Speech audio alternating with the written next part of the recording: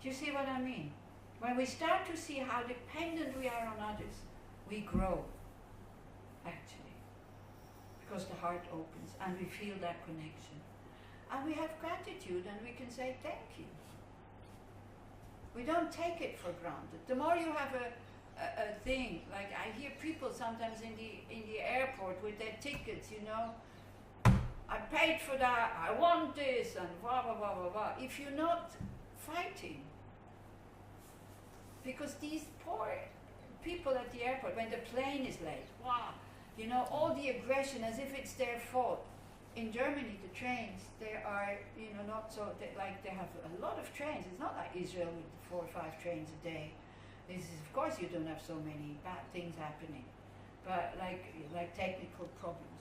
But in Germany, and also now in Switzerland, where there's a train every 15 minutes to go really far away, so then people are getting so aggressive that these people have to hide that are in the trains. Because they want to know, when is it going to be so, blah, blah, blah, and this and that. It's also in Germany, you know. But if you are kind to them, and if people freak out, because there's also sometimes, I don't know how, maybe through something, because nobody starts to be aggressive.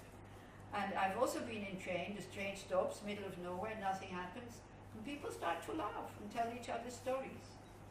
The time that you have to wait is the same. Yeah? And what happened to me in France also, the TGV kind of went and the doors were blocked and we couldn't get in, and people were frightened of us. People at the gate were frightened of us. We were about 8 people who couldn't get in. But nobody got upset. Then they were so nice to us. They started giving us coffee and starting to talk to us, and they were not afraid of us anymore. But we could have acted totally differently because it was their fault. They shut the doors too early. They couldn't unblock them anymore. So like this, when we start to see the kindness of others, the ego decreases, and then we see the advantage of being more, what's it called? The advantage of cherishing others. The first advantage is we start to feel good about ourselves. If you can let go of wanting something back. Because if you cherish others and you don't get anything back, you feel like the friar. Unfortunately. You forgot how good it made you feel while you were doing the action. If nothing comes back, try again, and try again, and try again. No big deal. Yeah? This whole thing, we want something back, we don't see it. But our ego-cherishing mind says, hey, I invest money in this, so therefore something has to come back. Yeah? But something comes back already when you do the act. Instead of going for dinner and not thinking this one is lying in bed and not having any dinner, they were thinking of me. Is it a nice feeling? Yeah. Did you still get your dinner? Yeah. This is what I mean, the advantage of cherishing others. It makes us feel so much more relaxed. And you get the habit of becoming a non-nutnik. You won't be needy anymore because you're happy. See these spoiled people. They have everything, but they're not happy. So they need more and more and more. More money, more friends, more power, more this, more that, bigger houses. And it will never work. Because they're feeding something that doesn't exist, this ego mind.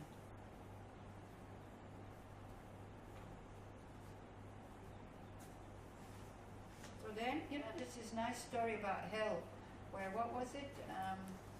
They had wonderful food in front of them, but they couldn't eat it because they couldn't bend the arm. And then they started feeding the next one. And then that one feeds the next one. We could have such a society. Whoever is able to feed, feeds. Whoever needs to take, takes. But then if the one who is feeding and the other one is not feeding, then we feel stupid. Why? Where does that come from? Why do we feel stupid when we just give and nothing comes back? Why? If you believe in karma and law of cause and effect, you know at one point something will come back. So you're investing the time, and it stays on your mind stream, and then it will come back as a big result. So like that. The advantage of cherishing others. You get a good reputation, people will love you, people will invite you, you get everything you want actually. People will respect you, people will appreciate you when you come. Don't do it because of that, this is just a natural result. And then, the next step, when we see all these things, we start to exchange ourselves for others. Okay? Meaning, first it is we equalize ourselves with others. Like, okay, I am not important anymore. Actually, that one is missing here. There's another point. Like, it's like equanimity. Maybe if you have a pen, write it in. The disadvantage of cherishing self, thinking about the kindness of others, and then equalizing oneself with others. That's the first. Before you put others before you, you think, I am just one. Yeah? Do we agree on that? You're just one. Out there are so many. And I'm putting so much effort into one person happy. And out there are so many that I could make happy. What kind of, we always go about, it's not fair. Is that fair? All the thoughts I spend on myself to be happy, and absolutely almost no thoughts on spending, except for the children, how to make them happy. Or, I am one. Why is my happiness more important than the happiness of all these people out there? Try to find a valid reason for that. Why is my happiness more important than Niv's happiness? Because I'm me. Yeah, so what? Oh, because I don't feel Niv's body. Well, see, I'm also not feeling my future body, old age. Still, I'm concerned about it, even though I don't feel it.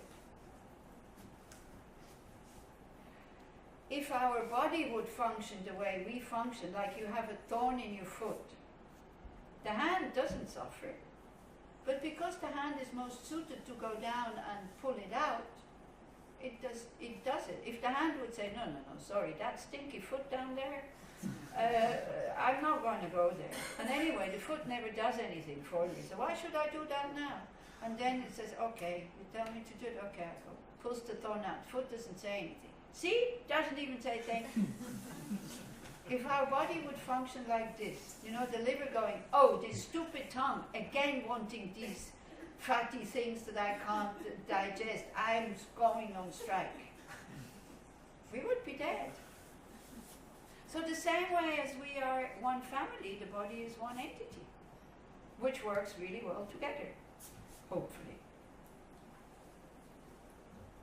The moment we start by working together instead of each one alone, then something might change. And that's what I'm saying, we can't wait until everybody else does it, but we can start.